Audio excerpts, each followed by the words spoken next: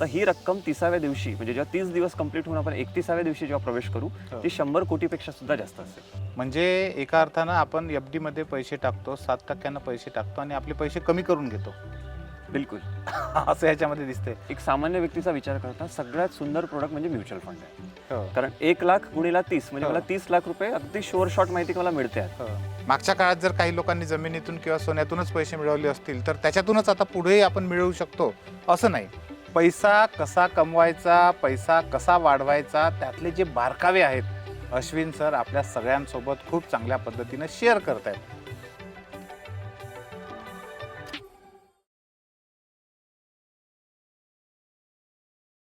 मित्रांनो नमस्कार.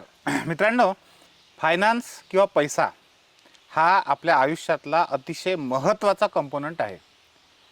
पैसा सगळं काही नाही, परंतु पैसा बरंच काही आहे हे आपल्याला कोविडनं शिकवलं आहे. त्यामुळे आता सगळ्यांना हे पटलेलं आहे की मी जसं नेहमी म्हणत असतो की ठेविले अनंते तैसेची राहावे, चित्ती असू द्यावे समाधान. हे पैशाच्या बाबतीत लागू करणं फार अवघड जातं आणि म्हणून आपल्यापैकी प्रत्येकाला आपल्याकडे पैसे असावेत असं वाटतं आणि त्यात काही चूक नाही आहे.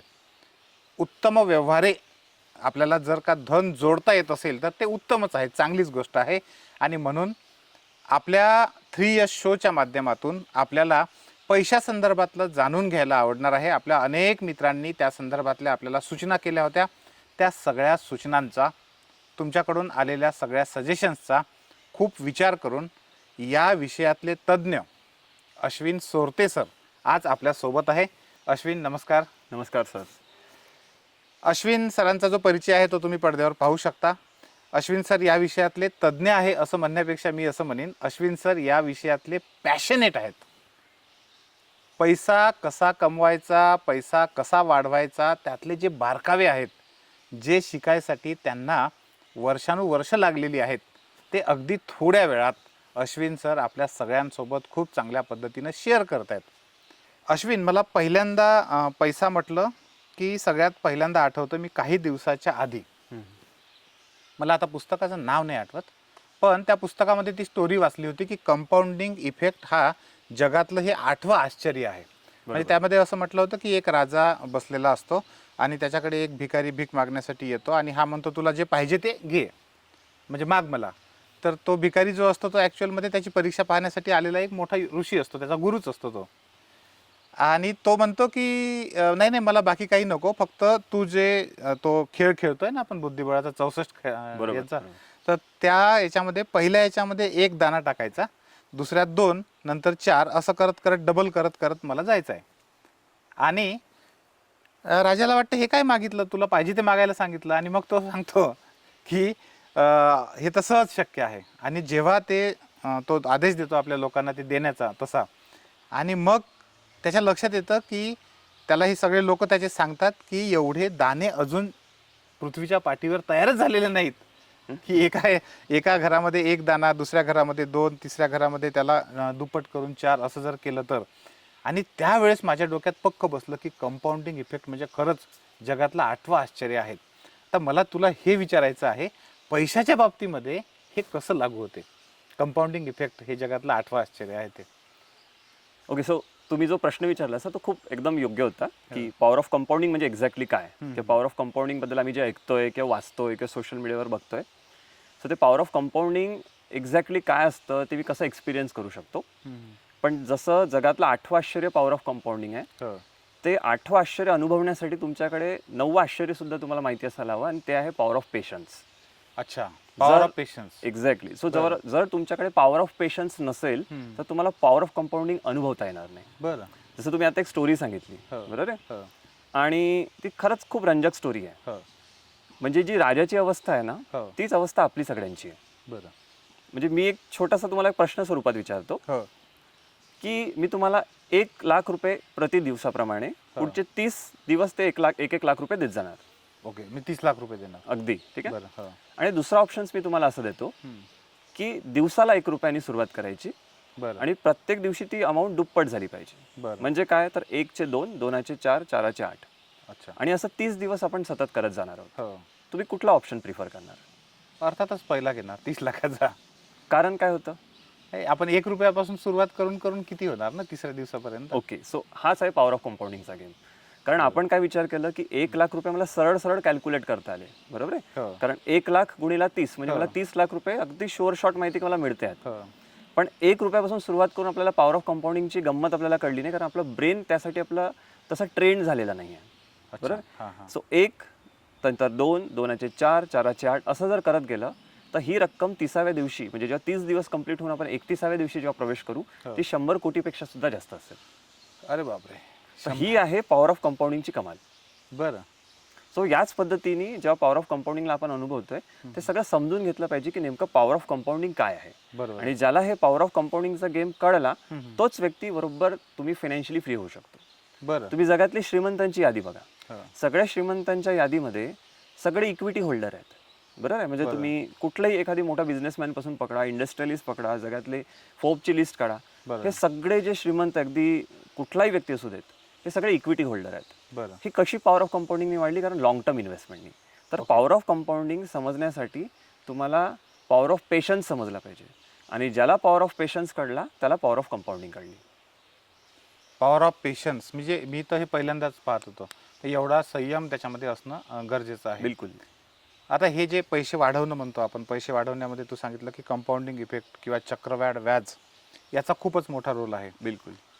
पण मग अशा पद्धतीनं त्याचा फायदा घेण्यासाठी जे गुंतवणूक समजा माझ्यासारख्याला किंवा इव्हन कोणालाही करायची आहे, तर याचे टूल्स असे कुठले कुठले टूल्स आहेत, त्याचे कुठले प्रकार आहेत की ज्याच्यामध्ये आपण ह्या पॉवर ऑफ कंपाऊंडिंगचा इफेक्ट म्हणजे फायदा घेऊ शकतो, पैसे गुंतवून आपले पैसे जास्त आपल्याला मिळू शकतात. ओके, जसं आता तुम्ही मला विचारलं की असे काय टूल्स आहे, म्हणजे अर्थात तुम्हाला असं विचारायचं आहे की अशा कुठल्या गुंतवणूक प्रोडक्टमध्ये किंवा गुंतवणूक साधनांमध्ये मी गुंतवणूक केली पाहिजे ज्यातून मला जास्तीत जास्त रिटर्न मिळून मला कंपाऊंडिंग अनुभवता येईल. हो, बरोबर. हो. सो परत जसं पॉवर ऑफ कंपाऊंडिंगसाठी मी पॉवर ऑफ पेशन्स सांगितलं ना, हो. तसंच तुम्हाला जेव्हा रिटर्न्सकडे तुम्ही बघता म्हणजे गुंतवणुकीतून मिळणाऱ्या परताव्याकडे बघता, तर दुसरा महत्त्वाचा मुद्दा आहे तुम्ही बघितलं पाहिजे रिअल रेट ऑफ रिटर्न. ते काय असतं? So real rate of return म्हणजे काय?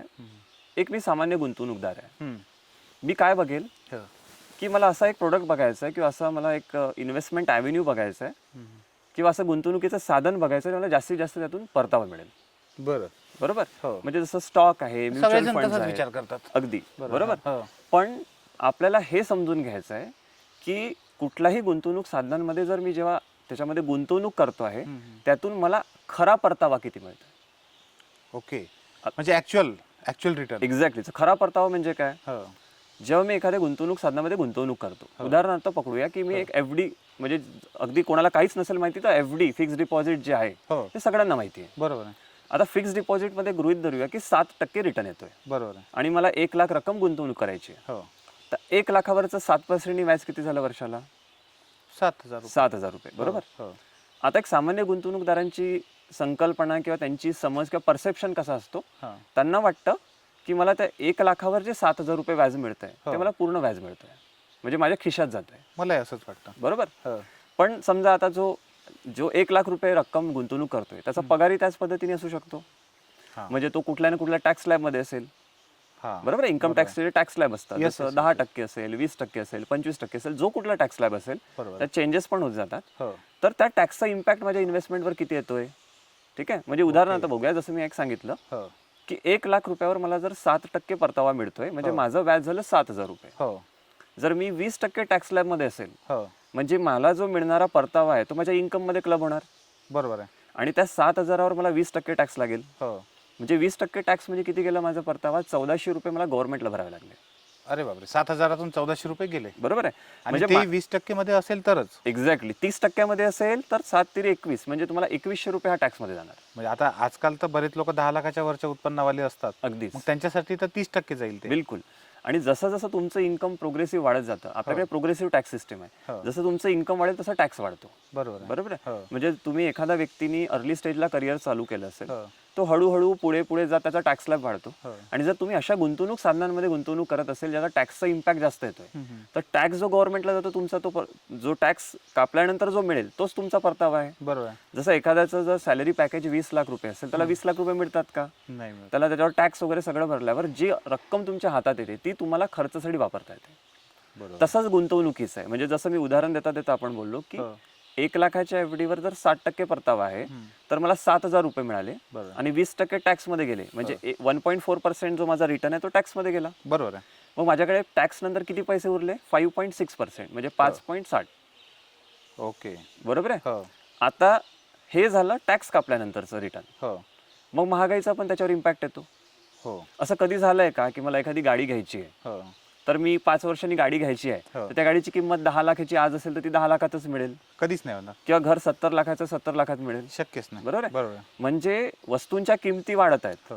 त्याच्यावर इन्फ्लेशनचा, महागाईचा इम्पॅक्ट म्हणजे येतो. महागाई वाढत वाढत जात आहे. बरोबर आहे. बरोबर आहे. तुमच्या खर्चांवर इम्पॅक्ट येतोय. बरोबर आहे. तसंच तुम्ही हा विचार करता का की तुमच्या गुंतवणुकीवर त्याचा टॅक्सचा इम्पॅक्ट येतोय आणि तुमच्या इन्फ्लेशनचा इम्पॅक्ट येतोय. बरोबर आहे. बरोबर आहे. बरोबर आहे. म्हणजे मी 1 लाख रुपये गुंतवणूक केल्यावर आपण जसं पहिले बघितलं की मला 7,000 व्याज मिळाला, हो 20% टॅक्समध्ये गेले, हो माझ्याकडे उरले आता 5.4 म्हणजे म्हणजे जवळजवळ 5.5% माझ्याकडे आता रिटर्न उरलेलं आहे. 5.6. बरोबर आहे. हो 5.6% उरले. हो आता त्याच्यावर महागाईचा इम्पॅक्ट आहे.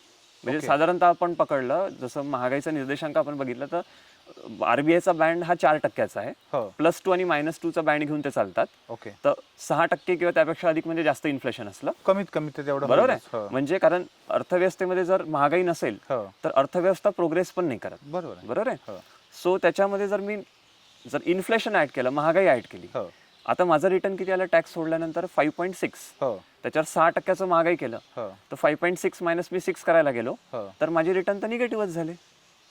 बरोबर आहे. बरोबर. हो. सो 5.6 मायनस 6 असं कॅल्क्युलेशन नसतं ऍक्च्युली, त्याचा एक फॉर्म्युला असतो. हा, पण एक आपण ज्या ऑडियन्सला आज आपण बोलतोय किंवा संवाद साधतोय हो त्या ऑडियन्सला मला सांगायचं आहे की तुम्ही जेव्हा गुंतवणूक करता हो तर तुम्ही ज्या टॅक्स स्लॅबमध्ये येता तो टॅक्स स्लॅब, त्याच्यानंतर त्याच्यावर महागाईचा बसणारा इम्पॅक्ट, ह्या गोष्टी तुम्ही गृहीत धरल्या पाहिजे.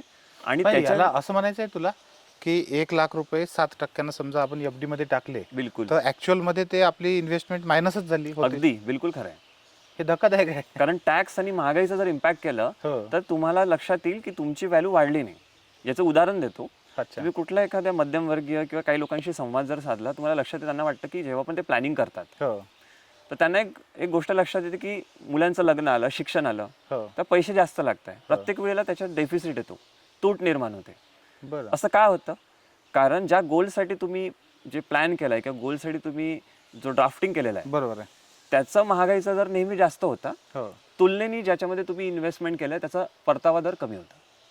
म्हणजे परतावा कमी, हो. त्या टॅक्सचा इम्पॅक्ट, हो. त्याचा महागाईवर इम्पॅक्ट, हो आणि त्या गोलला किंवा त्या तुम्ही जो म्हणजे टास्कसाठी तुम्ही जे प्लॅन केलेला आहे हो त्यासाठी लागणारी जी व्हॅल्यू आहे ती हो. प्रत्येक वेळी डेफिसिट येते, म्हणजे त्याची तूट येते. आणि तूट कशी भरून काढणार? तर लोन. हो तर मग ह्या लोनचं मग विशियस सायकल सुरू होतं. त्यामुळे हे लक्षात घेतलं पाहिजे की जेव्हा पण मी कधी गुंतवणूक करतोय हो तर मला अशा साधनांमध्ये गुंतवणूक करायची आहे की माझा रिअल रेट ऑफ रिटर्न म्हणजे खरा परतावा हो टॅक्स आणि महागाई वगळता हा नेहमी पॉझिटिव्ह असला पाहिजे. हा खूप आणि एकदमच इम्पॉर्टंट पॉईंट तू सांगितला. हे जे रिअल रिटर्न आहे याचा विचार कोणी करतच नाही. मी पण अजून कधी केला नाही. म्हणजे एका अर्थानं आपण FD मध्ये पैसे टाकतो, 7% पैसे टाकतो आणि आपले पैसे कमी करून घेतो. बिलकुल. असं याच्यामध्ये दिसतंय. Correct. पण मग अशी साधनं कुठले कुठले आहेत? ओके. सो काय होतं की एक इन्व्हेस्टर पॉईंट ऑफ व्ह्यूनी जेव्हा मी विचार करतो किंवा गुंतवणूकदार असेल हो त्याच्यासमोर असे काय ऑप्शन्स आहेत, हो तर सगळ्यात पहिले ढोबळमानाने आपल्याला कॅटेगरी बघितली पाहिजे. अशा काय कॅटेगरी आहेत? तशा 2 कॅटेगरी आहेत. अच्छा. एक आहे इक्विटी, हो एक आहे डेट. ओके. डेट आणि इक्विटी मधला काय डिफरन्स आहे पहिले समजून घेणं खूप आवश्यक आहे. सो इक्विटी म्हणजे असं साधन ज्याच्यामध्ये तुम्ही शेअर द प्रॉफिट आणि शेअर द लॉस. ओके. म्हणजे समजा एखाद्या कंपनीचा समभाग असेल, ABC कंपनीचा, हो त्याचा तुम्ही जेव्हा समभाग किंवा शेअर विकत घेता तर त्याच्यात जो काही प्रॉफिटेबिलिटी असेल ती तुम्हाला मिळणार, लॉस असेल तो तुम्हाला मिळणार. ओके. बरोबर आहे. म्हणजे असं साधन की जो वोलाटाईल आहे हो पण त्याचा परतावाचा जो प्रोबॅबिलिटी ती सगळ्यात जास्त आहे. ओके. आणि डेट म्हणजे असा इन्स्ट्रुमेंट की ज्याच्यामध्ये fix rate of return, fix टेन्युअरसाठी आणि तुम्ही फिक्स्ड अमाऊंट टाकत. थोडक्यात आपण असं म्हणू शकतो, माझा एखादा उद्योग आहे, मला पैसे घ्यायचे आहेत, बरोबर, तर मी माझी इक्विटी विकून मला जे काही नफा तोटा होईल त्याच्यात भागीदार करून घेऊ शकतो. अगदीच नक्की. किंवा तू समजा माझ्याकडे 100 रुपये टाकलेत तर त्या 100 रुपयावर एक फिक्स व्याज देऊन जे काही एक पहिले ठरेल आपलं तर तेवढं व्याज देऊन त्याला आपण असं म्हणतोय. अगदीच बरोबर. कारण कसं आहे 2 प्रकार आहेत की जेव्हा तुम्ही जसं तुम्ही आता उदाहरण दिलं की माझा व्यवसाय आहे हो आणि मला फंडिंग उचलायची आहे, माझ्याकडे 2 माध्यम आहेत, बरोबर. एक डेट आणि इक्विटी. हो डेट म्हणजे मी बँकेतून लोन घेणं हो किंवा माझे डिबेंचर्स किंवा इतर गोष्टी इश्यू करणे, हो इन्व्हेस्टरकडून पैसे घेणे आणि त्या मोबदल्यात त्यांना मला व्याज द्यायचं आहे. तर व्याज ह्याची माझी लायबिलिटी झाली. बरं बरोबर आहे. जसं तुम्ही लोन घेता हो त्याच्यावरचं व्याज ही तुमची लायबिलिटी आहे. ओके त्याच्यानंतर जेव्हा तुम्ही इक्विटी सेल करता म्हणजे तुमचं शेअर तुम्ही लोकांना विकता हो तर तुम्ही त्यांना समभाग विकता. हो समभाग म्हणजे अर्थ काय की समान भाग. हो बरोबर आहे. बरोबर. म्हणजे त्यांनी गुंतवणूक केलेल्या पैशांच्या मोबदल्यात दिलेला तुमच्या कंपनीचा इक्विटी शेअर. एक प्रकारे शेअरच झालं. बरोबर. बरोबर सो तुमची जर संस्था किंवा तुमचा जर उद्योग जर हो वाढला हो तर त्यातलं मिळणारं प्रॉफिट हे त्या लोकांना शेअर होतं. येस येस त्यातलं मिळणारं लॉस हे त्यांना बेअर करावं लागतं. अगदी बरोबर आहे. आणि जसं कुठले उद्योजक श्रीमंत का होतात कारण ते एक्सपान्शनचा विचार करतात. एक्सपान्शनमुळे ते पॉसिबल होऊन बसतं समजा. है ना. बरोबर आहे. आणि दुसरी महत्वाची गोष्ट कशी असते हो डेटला पण एक मर्यादा आहे. म्हणजे लोन घेण्याला पण मर्यादा आहे. मर्यादा का बरं. हो जेव्हा आपण खूप सारा लोन घेतो हो बरोबर हो तेव्हा तुम्हाला इंटरेस्ट देणं भाग आहे. ओके तुम्ही इंटरेस्ट नाही दिलं तर डिफॉल्ट होता. जसं आपण लोन घेतला आणि जर आपण लोनचा हप्ता फेडला नाही हो तर काय होतं आपला क्रेडिट स्कोअर खराब होतो. हो बरोबर आहे. बरोबर. त्याच्यानंतर पुढे लोन मिळण्याची शक्यता फार कमी होते. कमी होऊन जातं. है ना. आपण असे किती उद्योजक बघितले आहेत बरोबर आहे. की दोन भावांमध्ये एकाच वेळेला बिझनेस स्प्लिट झाला होता बरोबर आहे. आणि एकाने खूप बिझनेस वाढवला आणि दुसऱ्याने एवढं कर्ज करून ठेवलं की तो कर्ज फेडता फेडता त्या व्यक्तीला म्हणजे अगदी बँकरप्ट झाला. बरोबर आहे. बरोबर आहे. हो म्हणजे याच्यातून काय कळतं की लोन किंवा डेट आहे हा सुद्धा मर्यादित घेतला पाहिजे. अश्विन तू जसं मगाशी सांगितलं होतं की डेप्ट आणि इक्विटी हे जे दोन प्रकार आहेत पण मग आपले पैसे वाढवण्यासाठी हे प्रकार आहेत पण ऍक्च्युअल साधनं कुठले कुठले आहेत असे इन्स्ट्रुमेंट काय आहेत. बरं. जसं आता मी तुम्हाला जे सांगितलं त्या कॅटेगरीज होत्या हो की एका सामान्य गुंतवणूकदारासाठी जर गुंतवणूक करायची असेल हो. तर दोन कॅटेगरी आहे. जसं सांगितल्याप्रमाणे डेट आणि इक्विटी. बरोबर आहे. पण याच्यामधले काय असे प्रोडक्ट्स आहेत किंवा काय असे गुंतवणूक साधन आहे त्याचा पण आपण विचार करायला हवा. बरोबर आहे. जसं बघूया सगळ्यात महत्त्वाचं पहिले बघायचं की रिअल रेट ऑफ रिटर्न आपल्याला कुठे येत आहे. हा ज्याच्यात रिअल रेट ऑफ रिटर्न कारण ते महत्वाचं आहे ना. बरोबर. सो रिअल रेट ऑफ रिटर्नचा जेव्हा आपण विचार करतोय तर मग आपण असे पहिले साधन शॉर्टलिस्ट केले पाहिजे. असे काय साधन असू शकतात. एक सामान्य व्यक्ती असं बघूया की एक सामान्य असा गुंतवणूकदार आहे जो नोकरी करतोय. बरं आता जो नोकरदार वर्ग आहे तो टॅक्स पेयर पण आहे. हम्म. पण कुठलाही एखाद्या व्यक्ती जेव्हा प्रायव्हेट सेक्टरमध्ये जॉब करतो किंवा गव्हर्नमेंट सेक्टरमध्ये जॉब करतो तर गव्हर्नमेंटवाल्यांना NPS असतं. येस प्रायव्हेटवाल्यांना PF अकाउंट असतो.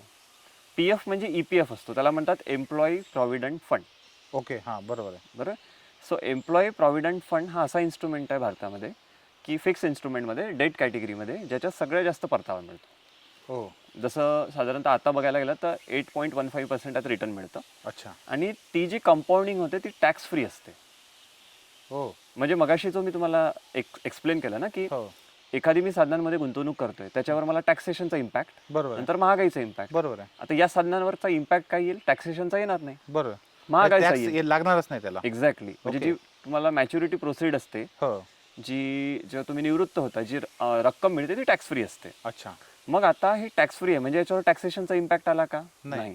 याच्यावर कसला इम्पॅक्ट येईल इन्फ्लेशनचा. हो म्हणजे एकतर माझी गुंतवणूक इन्फ्लेशन एवढी का त्यापेक्षा जास्त असली पाहिजे हा पहिला पॅरामीटर हा बेसिक प्रिन्सिपल आहे. बरोबर आहे. जर तो इन्फ्लेशन एवढा वाढत नसेल किंवा महागाई एवढा वाढत नसेल याचाच अर्थ तुमची व्हॅल्यू ॲप्रिशिएट नाही होत आहे ती डेप्रिशिएट होत आहे. हो बरोबर. म्हणजे कमी होत आहे उलट. एक्झॅक्टली. बरोबर. म्हणजे काय होतंय कंपाऊंडिंग नाही होत आहे ती उलट रिव्हर्स कंपाऊंडिंग होत आहे. हो, मायनस हो. मध्ये चाललाय. मायनस मध्ये बरोबर आहे. हो मग आता EPF ला पॅरलल एक VPF नावाचा अकाउंट असतो. मी म्हणजे माझ्या लिंक्डइनला एक खूप सुंदर आर्टिकल VPF ला लिहिलंय. बरं त्याला व्हॉलेंटरी प्रॉव्हिडंट फंड म्हणतात. हे बऱ्याच लिंक टाकता येईल आपल्याला याच्यात? बिलकुल बिलकुल. ओके हां VPF जो आहे त्याला म्हणतात व्हॉलेंटरी प्रॉव्हिडंट फंड. ओके म्हणजे जेव्हा एखादा व्यक्ती प्रायव्हेट सेक्टरमध्ये जॉब करतोय तर तो EPF मध्ये गुंतवणूक करतोय तर साधारण त्याच्या बेसिक सॅलरीच्या 12% ते जातं. ओके बरोबर आहे. म्हणजे समजा एखाद्याची 1 लाख बेसिक सॅलरी असेल तर कदाचित 12,000 रुपये जाणार. बरोबर आहे. एखाद्याची कदाचित 50,000 रुपये सॅलरी असेल तर ते 6,000 रुपये जाणार. बरोबर आहे. आणि एम्प्लॉईचं कॉन्ट्रीब्युशन त्याच्यात असतं. हो. सॉरी एम्प्लॉयरचं कॉन्ट्रीब्युशन हो असतं. हो त्यामध्ये एम्प्लॉयरचं कॉन्ट्रीब्युशन हां म्हणजे ज्यानं नोकरी दिली आहे त्याचं. हां बरोबर आहे ना. एक्झॅक्टली. हो आता याची लिमिट जी आहे ना ती पण लिमिट गव्हर्नमेंटने सांगितली की तुम्ही 2.5 लाखापर्यंत तुमच्याकडचं जे कॉन्ट्रीब्युशन आहे अच्छा ते त्याच्यावरचं मिळणारं व्याज हे कंपाऊंड जो होतो तो टॅक्स फ्री आहे. ओके त्याच्यावर जर तुम्ही गुंतवणूक केली तर मग ते इन्कम मध्ये क्लब होणार. बरं म्हणजे मग माझी लिमिट एक्झॉस्ट झाल्यानंतर माझा पगार जर वाढतोय मग माझ्याकडे काय साधन आहे. मग आणखीन एक साधन आहे त्याला म्हणतात PPF. ओके त्याला म्हणतात पब्लिक प्रॉव्हिडंट फंड. बरं याला हा कुठलाही व्यक्ती तो नोकरी करणारा असो व्यवसाय करणारा असो कुठलाही व्यक्ती असो PPF आपण ओपन करू शकतो. अच्छा PPF मध्ये खरं म्हटलं तर PPF चा हे एक नोकरी करणारा आणि न करणारा पण अगदी अगदी व्यावसायिक असेल तो सुद्धा ओपन करू शकतो कुठल्याही नॅशनलाइज बँकेमध्ये, आणि काही प्रायव्हेट बँक पण हे असतात. माहितच नाही पण अनेक लोकांना. तर काही प्रायव्हेट बँक सुद्धा असतात, त्या बँकमध्ये पण तो तुम्ही अकाउंट ओपन करू शकता. बरं. त्याच्यामध्ये जो मॅक्झिमम कॉन्ट्रीब्युशन आहे तुमच्या साईडनी, हो. तो मॅक्झिमम तुम्ही 1.5 लाख रुपये करू शकता. वर्षाला. एक्झॅक्टली. बरं. खरं म्हटलं तर पीपीएफ पण एक असा विषय आहे की त्याच्यावर खूप डिटेल चर्चा होऊ शकते. बरं. पण आज आपण फक्त एक साधनांचा विचार करतोय. जेव्हा आपण त्याच्यावरचे अलग अलग डिटेल्समध्ये आपण जेव्हा माहिती देऊ, तर आपण प्रत्येक गुंतवणूक जे प्रोडक्ट्स आहेत किंवा गुंतवणूक साधन आहे त्याविषयी आपण विस्ताराने पूर्ण त्याच्यावर चर्चा करूयात. बरोबर आहे. तर सगळ्यात महत्त्वाचं की पीपीएफ सुद्धा तुम्ही एक्सप्लोर केलं पाहिजे. ओके. हे झालं डेट साईडला. अच्छा. मग आता काय उरले हे दोन, म्हणजे इव्हन पीपीएफचा पण जो टॅक्स म्हणजे मॅच्युरिटी आहे किंवा हो. ज्याच्यातली अमाऊंट मिळणारी ही टॅक्स फ्री असते. हो. बरोबर. हो. सो म्हणजे काय की मला टॅक्सेशनचा इम्पॅक्ट कमीत कमी आणि इन्फ्लेशनचा इम्पॅक्ट कमीत कमी असे मला गुंतवणूक साधन पहिले बघायचं. बरोबर आहे. याच्यानंतर डेट साईडला जर बघायला गेलं तर सगळे इन्स्ट्रुमेंट आहे त्याच्यावरचं लागणारं व्याज हे सगळं टॅक्सेबल आहे. ओके. बरोबर आहे. बरोबर. मग असे काय काय अजून साधनं आहेत? एफडी आहेत, हम्म. आरडी आहेत, हम्म. गव्हर्नमेंट सिक्युरिटीज आहेत, बॉन्ड्स आहेत, डिबेंचर्स आहेत. हे प्रत्येक व्यक्ती त्याच्या रिस्क ॲपिटाईटनुसार त्याला एक्सप्लोर करू शकतो. बरोबर आहे. दुसरी जी कॅटेगरी मी सांगितली, अश्विन थोडंसं इथं मी तुला हे करतो, डिस्टर्ब करतो, सॉरी. पण हां हां पण आपल्यापैकी अनेक, आपला आता हा व्हिडिओ पाहणारे अनेक लोक असे आहेत, मी बघतो. मी फायनान्स आणि अकाउंट्स ऑफिसर म्हणून होतो, त्याच्या आधी मी 14 वर्ष शिक्षक म्हणून होतो. मी खूप साऱ्या लोकांना अशा ओळखतो.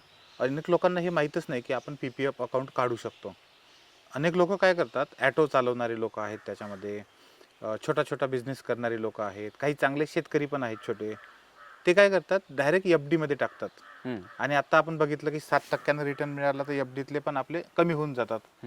मग ह्या लोकांनी जर PPF काढला आणि PPF मध्ये काढून त्याच्यामध्ये जर का आपले पैसे टाकले, निदान 1.5 लाख रुपये वर्षाला, तू जसं म्हटलं तसं, तर तो टॅक्स जो जायचा तो त्यांना कमी होऊ शकतो. बिलकुल. आता खरं म्हटलं तर जर एखादी असा कर्मचारी असेल किंवा एखादी ऑटो रिक्षा चालवणारा व्यक्ती असेल, तसं त्यांना टॅक्सेशनचा इम्पॅक्ट येत नाही. FD ही काढायला पाहिजे. पण FD कशासाठी आपण काढतो की असं गोल जो माझा 2 ते 3 वर्षात येणार आहे. अच्छा. किंवा माझ्या इमर्जन्सीसाठी मी FD करेल, पण माझ्या लॉंग टर्म गोलसाठी मी FD करणार नाही. का बरं? कारण महागाईचा दरच एवढा आहे की तुमचा रिटर्न त्याला मॅच नाही करू शकत, त्याच्यावरचा परतावा मॅच नाही करू शकत. बरोबर. जसं तुम्ही PPF ला म्हटलं, PPF ही 1.5 लाख ही मॅक्झिमम लिमिट आहे. ओके. त्याला मिनिमम जो अगदी मिनिमम अमाऊंट जर आपण पकडायला गेलं तर 500 रुपये सुद्धा त्याच्यात तुम्ही कॉन्ट्रीब्यूट करू शकता. एका फायनान्शियल इयरमध्ये तुम्ही किमान 500 रुपये टाकायला हवेत. बरोबर आहे. आणि तुम्ही किती वेळा त्यात अमाऊंट डिपॉझिट करू शकता. मॅक्झिमम लिमिट एक पर पर्सन ती 1.5 लाख रुपये असते. बरं. तुम्ही जेवढे सदस्य आहेत तेवढे तुम्ही टाकू शकता. हां, जर तुम्हाला मुलं असतील ज्यांचं वय 18 वर्षाखाली आहे, त्यांना तुम्हा गार्डियन सोबतच तो अकाउंट ओपन करता येतो.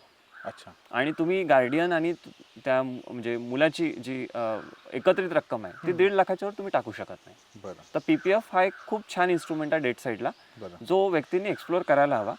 हां, ज्यांना EPF अकाउंट आहे त्यांनी EPF आणि VPF ला मॅक्झिमाइज करायला हवं. जेव्हा त्याची पण लिमिट संपते तेव्हा तुम्ही पहिलेच म्हणजे PPF अकाउंट ओपन करून PPF ला तुम्ही एक्सप्लोर केलं पाहिजे. पण हे झाले आता आपले डेप्थ साईडचे. बिलकुल. इकडले ज्याला आपण म्हणू इक्विटी म्हटलं होतं, बरोबर, ज्याच्यामध्ये आपल्याला थोडे चढ उतार येतात, बिलकुल, पण जास्त वाढण्याची शक्यता जास्त राहते. करेक्ट. तिकडे काय काय इन्स्ट्रुमेंट आहेत? सो इक्विटीमध्ये एक सामान्य व्यक्तीचा विचार करता सगळ्यात सुंदर प्रोडक्ट म्हणजे म्युच्युअल फंड आहे.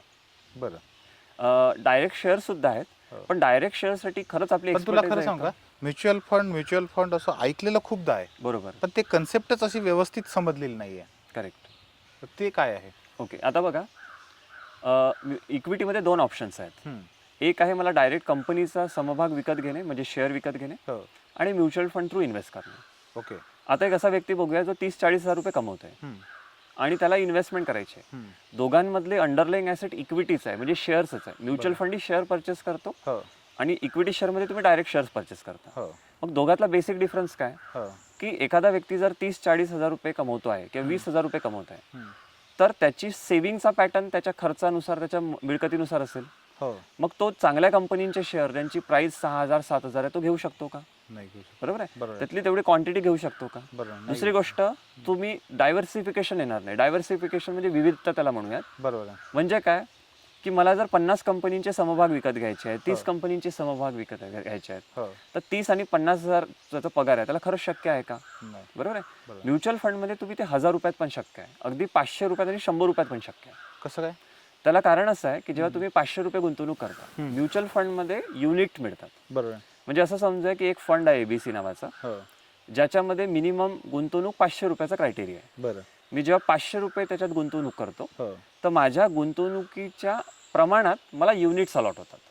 ओके आणि त्या युनिट्सच्या प्रमाणात त्याचं अंडरलाईंग ॲसेट म्हणजे त्याच्यात परचेसेस शेअर्सच असतात. ओके म्हणजे माझं काय झालं, इथं डायव्हर्सिफिकेशन मिळालं, हो एक रिस्क मॅनेजमेंट झालं. हो. का रिस्क मॅनेजमेंट झालं? कारण मला छोट्या अमाऊंटमध्ये मला भरपूर कंपनींचे शेअर्स मिळाले. बरोबर आणि याच्यामध्ये या गोष्टींना हँडल करायला एक फंड मॅनेजर असतो अच्छा आणि जो एक प्रोफेशनल असतो. त्यामुळे मला त्याची रिस्क जास्त नाही झाली नाही. थोडक्यात आपण असं म्हणू शकतो की आपल्यासाठी तज्ज्ञ लोक जे आपण बसवलेले आहेत ते तज्ज्ञ लोक आपल्यासाठी शेअर घेतात. बिलकुल बरोबर आहे ना? अगदी खरं आहे. आणि त्याची रिस्क कमी करतात. बरोबर आहे. आपण कारण घेतलं तर आपण एकच शेअर घेऊ करेक्ट. किंवा विशिष्ट कंपनीचे घेऊ, पण हे सगळ्यांचं एकत्र करून बिलकुल आपली रिस्क पण कमी करतात बिलकुल आणि कमी पैशात आपल्याला पाहिजे तेवढ्या पैशात आपण सगळे घेऊ शकतो. अगदी. Very good. त्याचं कारण असं आहे, हो कारण हा जो म्हणजे सेबी जो आपला रेग्युलेटर आहे, हो त्यांनी गाईडलाईन्सच अशी बनवलेली आहे किंवा त्यांनी प्रोडक्टच असं डिझाईन केलं आहे की अगदी छोट्यातल्या छोट्या म्हणजे रिटेल गुंतवणूकदार असेल त्याला सुद्धा त्याच प्रमाणात संधी मिळाली पाहिजे जे मोठ्या गुंतवणूकदारांना असते. आणि म्युच्युअल फंड असा प्रोडक्ट आहे ज्याच्यातून तुम्हाला ही संधी मिळते. अच्छा त्यामध्ये तुम्ही एक रकमी रक्कम गुंतवणूक करू शकता, हम्म. त्याच्यात तुम्ही दर महिन्यात SIP करू शकता, हो है ना. तर असे भरपूर सारे ऑप्शन्स तुम्हाला यामधून उपलब्ध होतात. म्हणून इक्विटी साईडला डायरेक्ट शेअर्स हो. आणि म्युच्युअल फंड हे असे दोन्ही दोन ऑप्शन्स option आहेत. ओके. पण जर खरं सांगायला गेलं हम्म. तर म्युच्युअल फंड हा रिझनेबल ऑप्शन आहे आणि बेटर ऑप्शन आहे कुठल्याही रिटेल इन्व्हेस्टरसाठी, कुठल्याही सामान्य गुंतवणूकदारांसाठी. अश्विन, आपण मगाशी जे म्हटलं तू म्युच्युअल फंड जो आहे तर म्युच्युअल फंडमध्ये पर्याय आहे, पण मला हे नाही माहीत की म्युच्युअल फंडमध्ये बरेचदा एक खाली लाईन लिहून येते बघ, म्युच्युअल फंडची जी जाहिरात असते ते बरोबर. की तुम्ही याच्यामध्ये जे पैसे टाकता ते रिस्क रिलेटेड आहे. मग आपण लॉंग टर्ममध्ये याच्यामध्ये हे बनेलच का, हे कसं कशावरून? ओके. सो म्युच्युअल फंडमध्ये एक डिस्क्लेमर येतो सर, अच्छा कारण ते रिक्वायरमेंट आहे की mutual fund are subject to market risk. Okay जिथे इक्विटी हा ॲस्पेक्ट येतो ना, हो. तिथे व्हॉलॅटिलिटी येते आणि बरं. व्हॉलॅटिलिटी येते तिचं गॅरंटी नसते. ओके बरोबर. म्हणजे जास्त चढ उतार होतात. एक्झॅक्टली. ओके तर ते कशा पद्धतीने समजून घेतलं पाहिजे हां हां की ऑब्व्हियसली रिस्क आणि रिवॉर्ड आपण शिकलोय हो की more the risk more the reward. हो बरोबर आहे. हो सो म्युच्युअल फंडमध्ये जो परतावा आपण जेव्हा बोलतो, हो तर म्युच्युअल फंडमध्ये परतावा कुठून येतो हे पहिले समजून घेतलं पाहिजे. बरं किंवा म्युच्युअल फंडमध्ये परतावा येतो कसा. हो तर म्युच्युअल फंड म्हणजे काय असतं की अंडरलाईंग ॲसेट क्लास असते समभाग, म्हणजे त्यातली इन्व्हेस्टमेंट अच्छा. जी शेअर्समध्ये केलेली असते, ओके है ना. हो आता बघा कोविड सिच्युएशनमध्ये हो. सगळं काही बंद झालं होतं, हो पण आपण कोलगेटचे उत्पादन वापरत होतो, हो. ते आपण बंद केलं का वापरणं? नाही बिस्किट खायचं वापरणं बंद केलं का? नाही म्हणजे कुठलं तरी अशी कंपनी हो जे काहीतरी एक प्रोडक्ट बनवते हो आणि त्या प्रोडक्टच्या जसं त्याचा खप होतो हो त्याच्यानुसार त्याचे काय असतात ना, कंपनीला प्रॉफिटेबिलिटी येते. कंपनीला जेव्हा प्रॉफिटेबिलिटी येते तर कंपनी ते प्रॉफिट पास ऑन करतो. बरोबर आहे. बरोबर आहे. कारण म्युच्युअल फंड हे पूल ऑफ मनी आहे, म्हणजे बरोबर. ज्याच्यात अलग अलग छोटे छोटे मोठे इन्व्हेस्टर म्हणून एक मोठं सेट म्हणजे एक पूल ऑफ मनी आहे. हो. त्यातून त्याला इन्व्हेस्ट करून त्यातून परतावा जो जनरेट होतो तो म्युच्युअल फंडच्या इन्व्हेस्टरला, गुंतवणूकदारांना पास ऑन केला जातो. मिळतो हो बरोबर आहे. हो सो या पद्धतीने ती इन्व्हेस्टमेंट केली जाते. बरोबर आहे. आता हो याच्यात परतावा कसा मिळतो हो आणि रिटर्न्स येतात कसे, जसं GDP आहे. अच्छा बरोबर आहे. GDP म्हणजे काय, ग्रॉस डोमेस्टिक प्रोडक्ट. हो GDP कसा वाढतो, जसं जसं कुठला व्यवसाय वाढतो, हम्म. व्यवसाय वाढला की प्रॉफिटेबिलिटी वाढते, प्रॉफिटेबिलिटी वाढलं हम्म. की जसं एखाद्या गोष्टीची डिमांड वाढली तर हो. डिमांडसाठी तुम्हाला सप्लाय क्रिएट करावा लागतो. ओके सप्लाय क्रिएट करायचा म्हणजे तुम्हाला बिझनेस एक्सपान्शन करावं लागतो, बरोबर. कारण तुम्हाला तेवढं प्रोडक्ट मार्केटमध्ये आणायचं आहे. हम्म. जर तो प्रोडक्ट नसेल, मागणी वाढली तर ऑटोमॅटिकली इन्फ्लेशन वाढतं. बरोबर आहे. मग तुम्हाला प्रोडक्ट्स वाढवले म्हणजे तुम्हाला रोजगार निर्माण करावा लागतो. हो रोजगार निर्माण झाला की लोकांकडे क्रयशक्ती निर्माण होते. कशी? हो खरेदी क्षमता निर्माण होते, कारण लोकांकडे सॅलरी स्वरूपात पैसा जातो. बरोबर आहे. म्हणजे डिमांड जी आहे हो. ते गुड्सची हो ती वाढते ओके आणि ऑटोमॅटिकली प्रॉफिटेबिलिटी वाढते. अच्छा त्यासाठी इन्फ्लेशनही आवश्यक असतो. हो जर इन्फ्लेशन नसेल, महागाई नसेल, हो ती सुद्धा घातक आहे इकॉनॉमीला. बरं म्हणून रिटर्न्स साधारणतः बघताना आपण असं बघितलं पाहिजे की हो. GDP आणि इन्फ्लेशन, अच्छा म्हणजे GDPचा जर भारताचा प्रोजेक्टेड बगितला 6 ते 7% बरोबर आहे. आणि परतावा आपण बघूया 6 ते 7%. हो ठीक आहे. हो. म्हणजे सॉरी, GDP आपण बघितलं तर 6%, हो 6 ते 7% आणि इन्फ्लेशन बघितलं तर ते साधारणतः 6 ते 7% पकडूया. हो बरोबर आहे. हो म्हणजे 6 अधिक 7 12. हो आपण बँडनुसार जो म्हणजे मॉनिटरी पॉलिसी कमिटीचा बँड असतो त्यानुसार आपण -2 जरी केलं हो तरी आपण असं गृहीत धरूया की लॉंग टर्ममध्ये मला 10 ते 12% रिझनेबल परतावा यायला हवा. बरोबर आहे. बरोबर. हो आणि म्हणूनच इक्विटी इन्व्हेस्टमेंट जी असते म्युच्युअल फंड असो किंवा स्टॉक्स असो हो हे नेहमी असं म्हटलं जातं की ती नेहमी लॉंग टर्मसाठी केली पाहिजे ओके. आणि किमान कालावधी हा 5 वर्ष किंवा अधिक असायला हवा. म्हणजे आपलं 10 वर्षाचा स्लॅबमध्ये जर समजा आपल्याला ते पैसे काढायचे आहेत, बरोबर. एखाद्या याला लागणार आहेत, बरोबर. तर कसं मग? ओके. सो पहा हम्म. महत्वाचं काय असतं की जेव्हा तुम्ही गोल असतं म्हणजे हो. उदाहरणार्थ असं बघूया की एखाद्याचा एक मुलगा आहे जो 10 वर्षाचा आहे. हो इथून 8 वर्षानंतर म्हणजे 18 वर्षाचा जेव्हा होईल तो ग्रॅज्युएशनला जाणार आणि त्याला पैसे लागणार आहेत. बरोबर आहे. सो सगळ्यात पहिले तर आपण ज्या आजच्या शिक्षणाला जर तो मुलगा असता तर आता किती त्याला म्हणजे किती एक्झॅक्टली खर्च आला असता आपल्याला माहिती असायला हवं. बरोबर आहे. दुसरी महत्वाची गोष्ट अशी आहे की की आपल्याला हे पण माहिती असायला हवं की साधारणतः जो इन्फ्लेशन आहे महागाई दर आहे एज्युकेशनचं 10% आहे. बरोबर आहे. बरोबर आहे. बरोबर. म्हणजे मला हे लक्षात येईल की मला किती रक्कम तेव्हा लागणार आहे. बरोबर. ही पहिली गोष्ट झाली. हो दुसरी गोष्ट जेव्हा तुम्ही तुमचा म्युच्युअल फंड वितरक असेल कुठला इन्व्हेस्टमेंट ॲडवायझर असेल त्यासमोर तुम्ही बोलून ते सगळं प्लॅन केलं पाहिजे. त्याला ॲसेट ॲलोकेशन म्हणतात. अच्छा. म्हणजे काय की समजा माझा गोल इथून 8 वर्षानंतर आहे हो तर मी सगळीच रक्कम तिथे म्युच्युअल फंड पूर्ण प्युअर इक्विटी फंडमध्ये ठेवायला नको. अच्छा. म्हणजे उदाहरणार्थ मला 4 वर्षाचं ग्रॅज्युएशन आहे म्हणजे मला किती वर्ष फी लागणार आहे 4 वर्ष. बरोबर आहे. तर जेव्हा मुलगा 16 वर्षाचा होतो हो तेव्हा फर्स्ट आणि सेकंड इयरची लागणारी फी आहे हो तुम्ही एक सेफ इन्स्ट्रुमेंटमध्ये म्हणजे डेट इन्स्ट्रुमेंटमध्ये शिफ्ट केली पाहिजे. ओके. म्हणजे पहा हो उदाहरणार्थ एज्युकेशनचा खर्च 50 लाख रुपये हो आणि फर्स्ट आणि सेकंड इयरची फी मला 25 लाख रुपये लागत आहे. हो तर मी 16 वर्षाच्या बिगिनिंगपासून सुरुवातीपासून मी ते 25 लाख रुपये विड्रॉल करायला सुरुवात केली पाहिजे. ओके. कारण तिसऱ्या आणि चौथ्या वर्षाची फी मला कधी लागणार आहे हो. ती लागणार आहे जेव्हा मी विड्रॉल सुरू करेल त्याच्या 4 वर्षानंतर. बरोबर आहे. म्हणजे मला कंपाऊंडिंगचा इम्पॅक्ट पण मिळेल बरोबर. आणि पहिल्या जे 2 वर्षाची फी आहे त्याच्यावरची म्हणजे जोखीम कमी होईल. हम्म. तर म्युच्युअल फंडमध्ये इन्व्हेस्टमेंट करणं म्हणजे सरसकट तुम्ही टाकून दिलं आणि तेवढे वर्ष इन्व्हेस्टेड आहे असं नाही. त्याचं ॲसेट अलोकेशन त्याचा रिव्ह्यू बरोबर आहे तो फंड व्यवस्थित परफॉर्म करतोय का हो आपला पोर्टफोलिओ त्या जो गोल डिसाईड केला त्या दिशेने जातोय का हे सगळं बघणं अत्यंत आवश्यक आहे गरजेचं आणि यासाठी तुम्हाला कुठेतरी एक्सपर्टची मदत घ्यायलाच हवी. ते पण खूप महत्त्वाचं आहे. बिलकुल.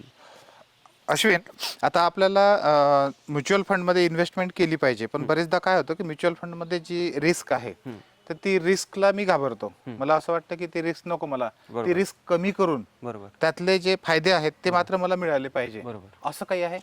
ओके. सो काय होतं म्युच्युअल फंड म्हणजे सगळेच जे प्रोडक्ट्स असतात किंवा हो. सगळंच म्युच्युअल फंडच्या जे स्कीम्स असतात हो हे पूर्ण इक्विटी स्कीम असते असं नाही. लोकांचा गैरसमज आहे किंवा एक मिथ आहे की म्युच्युअल फंडमध्ये मी जी इन्व्हेस्ट करतोय हो ती सगळीच्या सगळी पूर्ण इक्विटी फंडवालीच आहे. याच्यात भरपूर प्रकार असतात म्हणजे डेट कॅटेगरी म्हटलं तर त्याच्यात पण भरपूर कॅटेगरी आहेत. बरं इक्विटी म्हटलं तर इक्विटीमध्ये भरपूर कॅटेगरी आहेत. बरं म्हणजे भारतामध्ये इक्विटी टॅक्सेशन क्वालिफाय व्हायला 65% इक्विटीचा एक्सपोजर असला पाहिजे असा रूल आहे. कारण आपण जसं मगाशी बोललो की रिअल रेट ऑफ रिटर्न तर टॅक्सेशन इम्पॉर्टंट आहे. हो मग आम्ही हेल्प करतो की आम्ही सांगतो क्लायंटला की असं काय म्हणजे त्याला रिस्क प्रोफाइलिंग म्हणतात बरोबर की क्लायंटची रिस्क घेण्याची क्षमता काय हो रिस्क टेकिंग कॅपॅसिटी काय हो त्या कॅपॅसिटीनुसार मग त्या गोल्सला लागणारे पैसे किंवा गोल्सला लागणारे किती रक्कम लागणार आहे त्यासाठी कुठली स्कीम घेतली पाहिजे किंवा कुठली कॅटेगरी घेतली पाहिजे ते खूप महत्वाचं असतं. बरं जसं एखादी नौखा इन्व्हेस्टर असेल तर त्यांनी डेट पासून सुरुवात करायला हवी. बरोबर इक्विटी कॅटेगरीमध्ये जाताना हो dynamic asset allocation funds category असतात. ओके त्याच्यानंतर इक्विटी सेव्हिंग फंड असतात. हम्म. त्याच्यानंतर हायब्रिड फंड्स असतात. बरं तर ही कॅटेगरी सुद्धा पहिले एक्सप्लोर केली पाहिजे. पूर्णतः फुल इक्विटी फंड मध्ये जाऊ नये. हो म्हणजे आजची जनरेशन तुम्ही बघितली हो तर सोशल मीडियावर जाऊन बघतात की which is the best mutual fund. बरोबर तर गुगल काय करतो हो गुगल तुम्हाला असा फंड दाखवतो ज्याचा परतावा जास्त आहे हो पण त्यातली जोखीम लिहून येते का नाही नाही. बरोबर आहे. हे काम तुमचं आहे. एक्झॅक्टली. सो म्युच्युअल फंड बरोबर म्हणजे जेव्हा तुम्ही गुगलला सर्च करता ना Google is a search engine not a research engine. Okay so कुठल्याही गोष्टींसाठी एक्सपर्ट म्हणजे आज जर मी विचार केलं की मला कॅन्सरवरची बेस्ट मेडिसिन काय मी गुगलवर करेल तसं जमतं का नाही जमत. हो. सो जशी हेल्थच्या बाबतीत आपण काळजी घ्यायची तशी वेल्थच्या बाबतीत पण काळजी घेणं खूप आवश्यक आहे. ओके सो पहिले तुमचं रिस्क प्रोफाइलिंग आवश्यक आहे. हो तुमची रिस्क टेकिंग कॅपॅसिटी किती आहे तुमचा इनफ्लो किती आहे आउटफ्लो किती आहे सरप्लस किती आहेत हो गोल्स काय आहेत हो त्या गोल्सला लागणारी रक्कम किती लागणार आहे हो आपल्याला त्या गोलपर्यंत जाणाऱ्याला किती वर्ष आपल्याला बाकी आहेत हो है ना गोलपर्यंत जायला आपल्याला किती वर्ष ज्याला बाकी आहेत? त्याच्या पैशाची पूर्ण काळजी आहे त्याने ह्या सगळ्या गोष्टी समजून घेतल्या पाहिजे. बिलकुल बरोबर आहे ना. बरोबर कारण हे जर नाही समजून घेतलं आणि हे स्पेशली तुम्ही करता बरोबर तुम्ही त्याच्यामध्ये प्रत्येकाच्या काय गरजा आहेत त्याचे कधी त्याला पैसे लागणार आहेत त्याची रिस्क घेण्याची कॅपॅसिटी किती आहे हे सगळं पाहून आपण त्याला त्या दृष्टीने त्याचं ॲलोकेशन करतो. बिलकुल. कारण कसं आहे हो की असं नाही होऊ शकत की फक्त आपण परतावा पकडून एक ABC फंडमध्ये टाकून दिला आणि आपण निश्चिंत राहिला. बरोबर आहे. बरोबर आहे. कारण माझ्या डोक्यात हा प्रश्न कसा आला, हां. मला बरेचदा वाटत होतं की आपण पैसे तर टाकतो, पण त्यातली रिस्क जी आहे ती आपल्याला थांबवते कुठेतरी. बरोबर. आणि आपल्या म्हणजे परतावा पाहिजे आपल्याला, बरोबर. कारण आपण बघितलं की FD मध्ये आपण पैसे टाकले की आपले पैसे खाली जातात, उलट बरोबर. दिसते की 7% आपल्याला मिळले, बिलकुल. ऍक्च्युअल मध्ये काहीच मिळत नाही. बिलकुल. पण म्युच्युअल फंड मध्ये आपल्याला जास्तीचे मिळू शकतात. बिलकुल. पण त्यातली रिस्क पण आपल्याला नको असतं. मग दुसरा काहीतरी मध्यम मार्ग तू म्हणतोय त्या पद्धतीने आहे. म्हणजे या वेळेनं जर आपण गेलो तर आपण म्युच्युअल फंड मधली रिस्क कमी करू शकतो बिलकुल. आणि आपले त्यातले जे फायदे आहेत ते आपण जास्त चांगले मिळवू शकतो. करेक्ट. आणि याला अजून एक सर एक अनुषंगाने अजून सांगायला मिळेल. काय होतं ना, हम्म. की आपण आपल्या जनरेशनमध्ये कोणाला असं त्या प्रकारची संपत्ती क्रिएट करताना इन्व्हेस्टमेंटमध्ये बघितली नाहीये.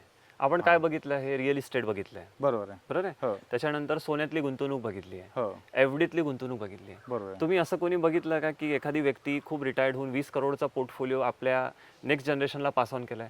आपण आपल्या अनुभवातून शिकतो. बरोबर. आज रस्त्यावर रोज अपघात होतात, हो. पण आपण कार चालवणं सोडतो का? नाही. आज विमानाने अपघात व्हायची शक्यता फार कमी असते, बरोबर आहे. पण एकदा झालं तर वाचायचा चान्स काहीच नसतो. याचा अर्थ आपण विमान प्रवास सोडतो का? नाही. बरोबर. रेल्वे अपघात होतात, आपण प्रवास सोडतो का? बरोबर. तर हे मुद्दे लक्षात घेतले पाहिजे. म्हणजे रिस्क घेताना आपण रिवॉर्ड कॅल्क्युलेट करतो. म्हणजे कारनी जातोय तर मला रस्त्याच्या म्हणजे बाजूला जाताना जो आनंद मिळतो निसर्गाचा, हो, हो. तो आपण पॉझिटिव्ह. जर आपण फक्त रिस्कच त्यातली बघितली हो. तर आपल्याला रिवॉर्ड आपण कधी विचारच करू शकणार नाही. त्यामुळे हे फॅक्टर तुम्ही व्यवस्थित डिस्कस करून हे सगळं प्लॅन करून सगळं केलं पाहिजे. आणि तेव्हाच तुम्ही परफेक्ट इन्व्हेस्टर म्हणून तुम्ही काय म्हणतात म्हणजे त्याला हे थोडंसं समजून घ्यायला अवघड आहे. बिलकुल. नक्की. बिलकुल. पण हे समजून घेतल्याशिवाय आपल्याला आपले पैसे वाढवता येणार नाहीत. करेक्ट. आणि आज आपल्याला पैसे तर वाढवायचे आहेत. बिलकुल. कारण नाही वाढवले तर ते कमी पण होणार आहेत आपोआप. म्हणजे हे खूप महत्वाचं आहे. Correct. बरोबर. आणि तू जे आता म्हटलंय की शिकण्याची खूप जास्त गरज आहे, समजून घेण्याची शिकण्यापेक्षा, तर हे असं शिकण्यासाठी काय काय ऑप्शन असू शकतात आपल्याला? ओके. सो काय होतं की सगळ्यात महत्त्वाचं जेव्हा तुम्ही आपण हे अशा गोष्टी आपण विचार करतो हो. तर शिकताना म्हणजे काय असतं की आपल्याला जनरल अवेअरनेस असतं. हो. हे असं ज्ञान आहे की तुम्ही काही युट्यूबला जस्ट बघून आणि जस्ट कन्सेप्ट एक दोन बुक नाही वाचून करू नाही शकत. होत. बरोबर आहे. कारण कसं असतं, तुम्ही बेस्ट फंड चूज करू शकता, हो. बेस्ट स्कीम चूज करू शकता, बेस्ट म्युच्युअल फंड चूज करू शकता. बरोबर आहे. त्याच्यानंतर सगळं तुम्हाला व्हॅल्युएशन काढता येतं. पण सगळ्यात महत्त्वाचं आहे तो टेम्परामेंट आणि तो पेशन्स, तो 20 वर्षाचा 10 वर्षांचा तुमच्याकडे आहे का? बरोबर आहे. कारण जेव्हा रिटर्न्स बनतात ना हो. तेव्हा चांगलं वाटतं. बरोबर आहे. म्हणजे नेहमी माणसाचा असा स्वभाव आहे की जेव्हा पॉझिटिव्ह आउटकम येतो हो. तेव्हा त्याला बरं वाटतं. बरोबर. पण निगेटिव्ह आउटकम जर आला हो. तर त्याला ते पॉझिटिव्ह आउटकम पेक्षा जो आनंद होतो, म्हणजे पॉझिटिव्ह आउटकम आल्यामुळे जो आनंद होतो त्यापेक्षा जास्त दुःख त्याला निगेटिव्ह आउटकम मुळे होतं. म्हणजे 100 रुपये मिळाले तर काही वाटत नाही विशेष, बरोबर. पण 100 रुपयाचं नुकसान झालं की जास्त नुकसान झाल्यासारखं वाटतं. अगदी बरोबर आहे. है ना. हो. पण बेसिक प्रिन्सिपल काय इन्व्हेस्टमेंट मधलं, जसं तुम्ही एक पकडा की म्युच्युअल फंड मध्ये इन्व्हेस्ट केलं, हो. त्याच्या बदल्यात तुम्हाला काय मिळालं? युनिट्स मिळाले. बरोबर आहे. बरोबर. हो. आता युनिट्स मिळाले, आता समजा असं बघूया की मार्केट खाली गेलं, हो. म्हणजे त्याचं मूल्य खाली गेलं, त्याचा NAV खाली गेला. NAV म्हणजे नेट ॲसेट हो. व्हॅल्यू. हो. हो. सो मूल्य खाली गेलं तर तुमचे युनिट्स कमी झाले का? हो. नाही ना. है ना. असा कोणी व्यक्ती बघितला की ज्यांनी सोनं त्यांनी घेतलंय आणि सोन्याचं मूल्य, जर सोन्याचा पण भाव जो असतो तो कमी जास्त अधिक होत असतो. हो. हो. आता सोन्याचा भाव जर कमी झाला तर किती लोकांनी सोनं विकलंय?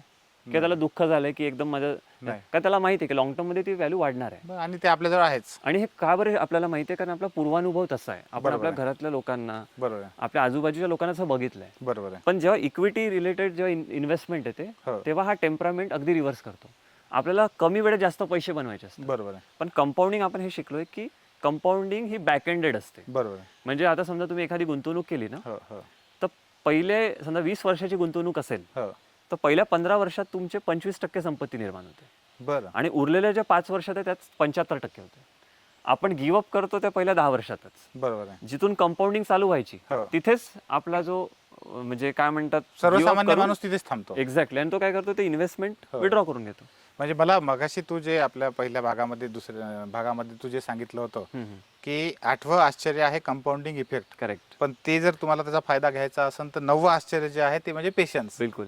आणि हे पेशन्स तुमच्याकडे असलं पाहिजे. बिलकुल. म्हणजे 15 वर्ष जर समजा तुम्ही पहिल्या 15 वर्षामध्ये जर का तुम्ही डगमगलात आणि सोडलं तर शेवटच्या 5 वर्षात जो फायदा तुम्हाला मिळणार आहे तो मिळणार नाहीये. एक्झॅक्टली. हे किती करेक्ट आहे, परफेक्टच आहे, एकदमच परफेक्ट आहे. बिलकुल. तर मित्रांनो, हे जे काही चर्चा आहे, हे जे काही डिस्कशन आहे, त्या माध्यमातून 2-3 गोष्टी तर तुम्हाला खूप चांगल्या पद्धतीनं कळल्या असतील. सगळ्यात पहिलं काय की आपण जे म्हणतो की म्युच्युअल फंडमध्ये रिस्क आहे, पण ही रिस्क आपण कमी पण करू शकतो. त्याचा फायदा घेऊन फायदा मिळणार आणि रिस्क कमी होणार. ही सगळ्यात महत्त्वाची गोष्ट. दुसरी महत्त्वाची गोष्ट की आपल्या सभोवताल जे लोक आपण बघितलेले आहेत त्यांनी जमिनीतून म्हणजे जमिनीत गुंतवणूक करून पैसे मिळवलेले असतील, सोन्यात गुंतवणूक करून मिळवलेले असतील, पण त्यांनी हे जे काही पर्याय आहे जे आजच्या काळात करण्याशिवाय दुसरा पर्याय नाही आहे. कारण मागचा जो काही इतिहास आहे तसंच पुढे तसंच होईल असं नाही. मागच्या काळात जर काही लोकांनी जमिनीतून किंवा सोन्यातूनच पैसे मिळवले असतील तर त्याच्यातूनच आता पुढेही आपण मिळवू शकतो असं नाही. काळ म्हणजे मागचा जसा तसाच काळ काही पुढे येत नाही. आणि हे सगळं करत असताना मग आपल्याला त्या लोकांची जी मेंटॅलिटी आहे ती माहीत असते, पण नवीन मेंटॅलिटी आपल्याला घडवावं लागणार आहे. आर्थिक बाबतीमध्ये जे काही आपल्याला नवीन गोष्टी समजून घ्यायच्या आहे, शिकायच्या आहे, त्यासाठी पैसा देणं जेवढी गरजेचं आहे त्याच्यापेक्षाही जास्त महत्त्वाचं वेळ देणं महत्त्वाचं आहे. आणि त्यासाठी आपल्या 3Sचे जेवढे प्रेक्षक आहेत त्या सगळ्यांसाठी आपण ही जी सिरीज केलेली आहे अश्विन सरांसोबतची फायनान्शियल बाबीची, ही सगळ्यात जास्तीत जास्त लोकांपर्यंत पोहोचणं गरजेचं आहे. आणि म्हणून तुम्ही जर का पूर्ण व्हिडिओ बघितले नसेल ह्या सिरीजमधले तर प्लेलिस्ट आहेच, शिवाय खाली सगळ्या लिंक दिलेल्या आहेत, त्या लिंकला जाऊन तुम्ही त्या बघा, निश्चितपणे समजून घ्या. आणि हा व्हिडिओ जास्तीत जास्त लोकांपर्यंत शेअरसुद्धा करा. कारण उत्तम व्यवहारे धन जोडून आपल्याला मोठं व्हायचं आहे. तुकाराम महाराजांनी आपल्याला तो संदेश दिलेला आहे आणि तोच आपण आपल्या प्रेक्षकांपर्यंत पोहोचवतो आहे. धन्यवाद.